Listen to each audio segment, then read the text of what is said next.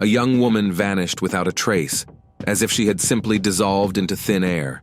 Everything around her seemed perfectly ordinary, but one morning she just didn't come home. There were no calls, no signs, only a haunting silence and a flood of unanswered questions. What could have happened in those few hours? Who was the last person to see her? Her disappearance marked the beginning of a dark and twisted story, full of secrets and suspicions, one that left everyone who knew her shaken and turned into a nightmare far worse than anyone could have imagined. April 2021 became a pivotal moment in the life of Asel Aitpayeva. She had long dreamed of a better life, of opportunities that would allow her and her loved ones to live more comfortably. Then, an offer that seemed like a guiding light appeared. It came from Murat Mirov, her cousin's husband. Murat, whom she had known for years, was working in Georgia selling cars and suddenly reached out, explaining he urgently needed an assistant. He assured Asel that the work would be straightforward and even promising, helping with paperwork and handling vehicle transfers for clients from Kazakhstan. For Asel, it felt like an unexpected chance, almost a gift from fate. Murat described in detail that her responsibilities would involve preparing documents for customers, arranging meetings, and overseeing the vehicle sales process. He explained that the car market in Georgia was booming, with high demand for used cars, especially among Kazakhs looking for more affordable options. He also mentioned that his team was friendly and welcoming, ready to help Asel settle in and feel at ease. To her, the offer seemed like a long-awaited escape from her cycle of problems and limitations. A salary of $500 a month, paid housing, and a flexible schedule. Everything appeared perfect. Asel had never had such promising prospects, and she felt her dreams might finally be within reach. The idea of working abroad filled her with hope for financial independence and the possibility of a brighter future. She envisioned saving up for her own apartment, setting aside money to support her parents, and providing for them in their later years. These hopes gave her strength and a sense of certainty that she was making the right choice. Asel grew up in the small village of Kabanbai-Batir, located in Kazakhstan's Akmola region. Surrounded by vast, endless steppes, she spent most of her life in this place, watching as many of her classmates settled into the typical village routines, marrying young, working on local farms, or finding jobs in nearby agricultural businesses. Life in the village offered limited choices, with opportunities often reduced to a daily struggle just to get by. But Asel dreamed of something more. She was captivated by the allure of big cities, the prospect of changing her destiny, and the hope of achieving something greater. After graduating high school, Asel moved to Nur Sultan to find her place in the world. There, she secured a job as a receptionist at a fitness club and lived with her older sister, who supported her during the tough times. Working as a receptionist provided a steady income, but the pay was modest, and the dream of owning her own apartment remained distant and almost unattainable. She saved every extra 10 she could, cutting back on little things, all while holding on to the vision of one day having her own space, a place where no one could tell her how to live, where she could create a cozy home and enjoy the independence she longed for. Asel believed that she could change not only her own fate, but also improve her family's circumstances. She wanted to give back to her parents, who had worked tirelessly to raise her and ensure she had everything she needed. Yet, month after month, reality made it clear that her dreams were still a long way off. She knew that in her homeland, reaching the level of financial stability needed to provide for herself and her loved ones would be nearly impossible. Her job at the fitness club offered a small measure of stability, but none of the opportunities she so deeply desired. Then came an offer from Murat Mirov, her cousin's husband, to work in Georgia. To Asel, this seemed like the chance she had been waiting for. Murat had a reputation for being someone who understood business, and he spoke with confidence about the opportunities he could offer. He explained that he needed an assistant to help with paperwork and manage client relations as he handled car sales in Georgia, catering to buyers from Kazakhstan who wanted more affordable vehicles. Asel didn't take the offer lightly. She thought about it for a long time, weighing the risks, and had many conversations with her older sister, who was initially hesitant. Her sister worried about Asel going to a foreign country, far from home, surrounded by unfamiliar people. Murat, however, was persuasive, assuring them that Georgia was safe, that he would personally look out for her, and that the job could be a great stepping stone toward a brighter future. Despite understanding the risks, Asel's desire to change her life outweighed her fears and doubts. She couldn't shake the feeling that this might be her one shot to break free from the limitations of her current situation. She knew it wouldn't be easy, but she believed she could face any challenges that came her way, confident that this was her chance to transform her future. Asel made the decision to accept the offer, despite all her doubts and anxieties. This was her opportunity to break free from her routine, and she was determined to make the most of it. Asel's family supported her, even though they couldn't provide much financial assistance. Her parents and sister did everything they could to back her emotionally, sharing in her hopes and dreams, despite living modestly themselves. At the time, Asel had no way of knowing that this opportunity would set off a chain of unpredictable events that would change everything. Soon after, Asel flew to Georgia, filled with a mix of excitement and hope. This move felt like the beginning of a promising new chapter in her life. Upon arriving, she moved into an apartment in Rustavi, owned by Murat Mirov. The apartment was small and furnished with older pieces, but Murat reassured her it was just temporary, a place for her to stay until she got settled and found something better. At first, Asel kept in regular contact with her family, sharing her experiences about her new life. She described the city with its old streets and unique architecture, and enthusiastically spoke about the local cuisine she was trying. Even the little things, like evening walks through Rustavi, delighted her. Everything seemed so fresh and intriguing. Her voice carried a genuine sense of excitement, and she sounded happy and confident in her decision. Whenever she called home, her mother could hear the joy in her voice. Asel spoke fondly of the local customs and the people she met, who seemed warm and welcoming. However, a few weeks later, things started to change. Asel began calling less frequently, and her conversations grew shorter and more guarded. There were traces of exhaustion in her voice, and at times, a hint of worry she seemed to be hiding. When her mother asked if anything was wrong, Asel gave vague answers, usually blaming work for her fatigue. She insisted that everything was fine, but her words sounded less convincing than before. Her mother grew increasingly uneasy, trying to reach her daughter more often, but many calls went unanswered. Each conversation grew more brief and restrained, raising even more concerns among her family. One day, Asel's mother managed to reach her through a video call. She waited anxiously for the screen to show her daughter's face. Instead of the familiar setting, the screen revealed a room she didn't recognize. The space appeared disorganized and unsettling.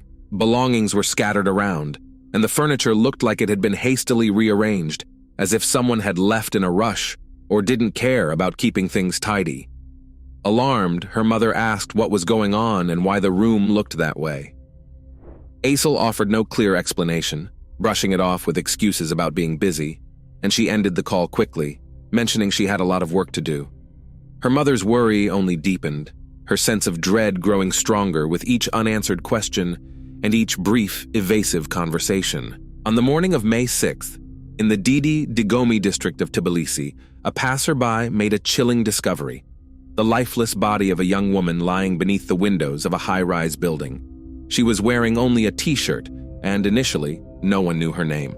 But soon, investigators would identify her as Asel Aitpayeva. Her final words, sent as a voice message to her best friend, would become a crucial piece of evidence in the case. In the hours leading up to that tragic moment, repeated attempts to contact Asel had gone unanswered. The worry intensified late on May 5th when Asel's friend received a voice message from her. In the recording, a man's voice could be heard speaking harshly to Asel, accusing her of using him for her own benefit. The man called himself Beso. His tone was filled with anger, and he made threats against Asel, blaming her for betraying him and insisting that she would have to pay for it. When Asel's friend heard the message, she was overcome with a sense of dread. Fear for her friend's safety gripped her, and she knew things were getting dangerously out of hand. In the same message, Asel revealed that Beso had resorted to physical aggression, leaving her terrified and shaken. She spoke about having nowhere to run, feeling trapped, and being at a complete loss as to where to turn for help. The friend tried to call her back immediately, but the calls kept failing, and Asel did not respond, only deepening the growing fear. Meanwhile, suspicions began to circle around Murat Mirov, a distant relative of Asel who had lured her to Georgia with the promise of work. Investigators would later uncover that Mirov had taken advantage of Asel's vulnerable situation twice, subjecting her to severe mistreatment and violating the trust she had placed in him. He exploited the fact that she was alone in a foreign country with no support system. After this, he handed her over to a man named Beso, either in exchange for a car or for some promised payment. Asel was left stranded, effectively trapped, where each day brought new dangers. She felt she couldn't go to the authorities, fearing they wouldn't believe her, or that reporting the situation might make things even worse. The isolation and helplessness were overwhelming, and any possible escape seemed out of reach. Her final conversation with her friend revealed the depth of Asel's fear for her life. Desperation and terror filled her voice, and she had no idea how she could ever get out of this situation. Her friend wanted to help, but was powerless to intervene in time. On the morning of May 6th, Asel's body was discovered under the windows of that high-rise building. The identity of the man connected to the tragic case of Asel Aitpayeva was confirmed by Georgian authorities. He was Besik Turdubayev, known in criminal circles as Beso, a 57-year-old Georgian resident with a troubled past. He had previously served a 10-year sentence for car theft and had a reputation for aggressive behavior. By the time Asel's death came to light, Beso had already left Tbilisi and was heading toward the border, attempting to evade capture. However, the police acted swiftly, and within a day, he was apprehended. Meanwhile, Murat Mirov, the man who had invited Asel to Georgia, returned to Nur Sultan immediately upon hearing of her passing, seemingly trying to avoid any consequences. Asel's family, friends, and the authorities were left in a state of uncertainty, struggling to piece together the events that had led to her untimely death. A few days before the tragedy, Asel had reached out to a friend, asking for a loan of 100,000 tenge, about $220, to cover travel expenses. She did not contact her family, likely not wanting to worry them, though her desire for independence ultimately worked against her. Her friend was unable to assist due to a lack of funds, a detail that later raised more unsettling questions among those close to her. The Georgian police initially leaned toward the theory that Asel had intentionally jumped from the window, but her family strongly disagreed. They knew Asel as a lively, optimistic young woman who was making plans for her future. She had believed that the job opportunity in Georgia would help her improve her financial situation and bring her closer to achieving her dream of owning her own apartment. The police's conclusion seemed unthinkable to them. Her mother was particularly alarmed by injuries on Asel's body that didn't align with a typical fall from a great height. When Asel's body was returned to Kazakhstan, her mother immediately noticed some disturbing details. There were no typical fractures that usually occur in a fall. Her arms and legs were intact, and strangely, her arms were positioned across her chest, which is inconsistent with the expected posture in such cases. Her head was also free of the usual trauma seen in falls from high places.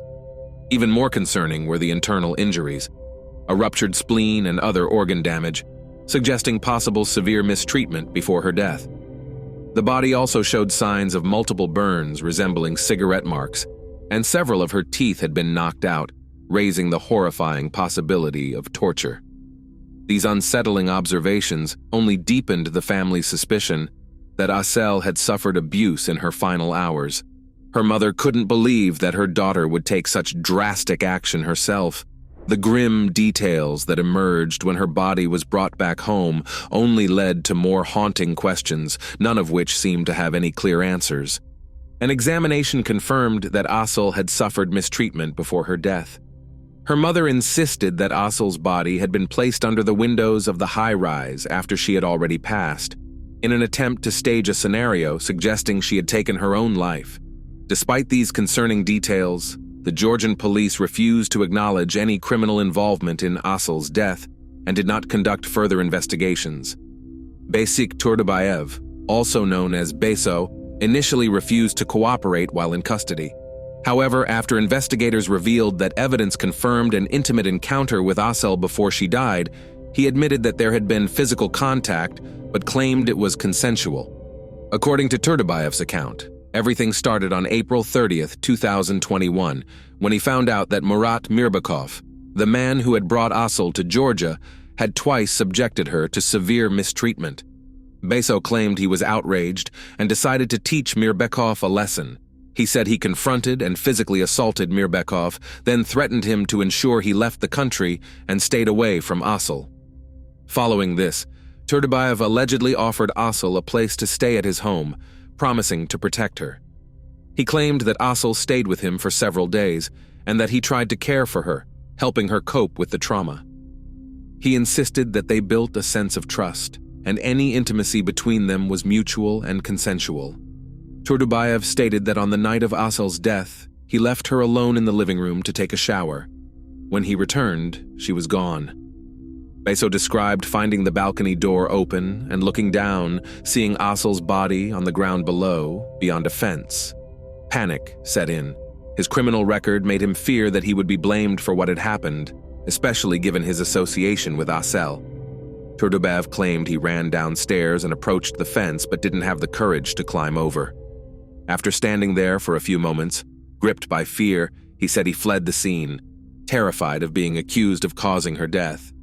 He admitted that he then decided to leave the city to avoid any potential repercussions. In July 2021, Besik Turdubayev passed away in a prison hospital. The official cause of death was listed as a heart attack, but Asel's mother insisted that he had been assaulted. The family suspected that his death might have been orchestrated to prevent him from standing trial. This happened while legal proceedings were still ongoing, and Turdubayev had been facing a potential sentence of 8 to 12 years for his offenses. Before his death, investigators had started questioning his story after analyzing a voice message Asel had sent to her friend shortly before she died. In the recording, Asel mentioned threats from Beso and expressed fear of him. References to aggressive behavior cast doubt on any claims of a consensual relationship. Authorities suspected that Turdubayev may have coerced Asel, and this element of the case drew significant scrutiny. However, he was never formally charged with causing her death. The official stance remained that while his actions may have driven her to a desperate act, there wasn't enough evidence to press further charges. Asel's family and their attorney believed otherwise. They were convinced that she had been killed, and that her death had been staged to appear as though she had taken her own life. This belief was supported by the injuries found on her body and details of her fall, which didn't align with what would typically result from a leap from such a height. Murat Mirov was apprehended upon his return to Kazakhstan. He was charged with aggravated assault and human trafficking. Asel's parents believed he was directly involved in her death and filed a petition to have him extradited to Georgia to face trial. However, local authorities were slow to respond to their requests or to further investigate the case. It wasn't until photos taken by Asel's mother in the morgue were posted online that things began to change. The images stirred public outrage, prompting the prosecutor's office to take the matter more seriously. Asel's tragic death drew significant attention from both the public and journalists, who launched their own investigations. Online, new, and sometimes unverified details began to emerge. Witnesses came forward claiming that on the night of the tragedy, they saw two men allegedly pushing Asel off the balcony. There were even rumors of a video recording of the incident, but police reported that they had found no evidence to confirm such claims. After arriving in Georgia, Asel sought protection by reporting Murat Mirov's aggressive behavior to the local authorities, but her pleas went unanswered. The police failed to take any action, a fact that later came to light when Georgian journalists began investigating the case themselves. Amid the unfolding events, one of Asel's acquaintances in Tbilisi agreed to provide testimony. He shared that, just one day before the tragedy, Asel had messaged him in desperation.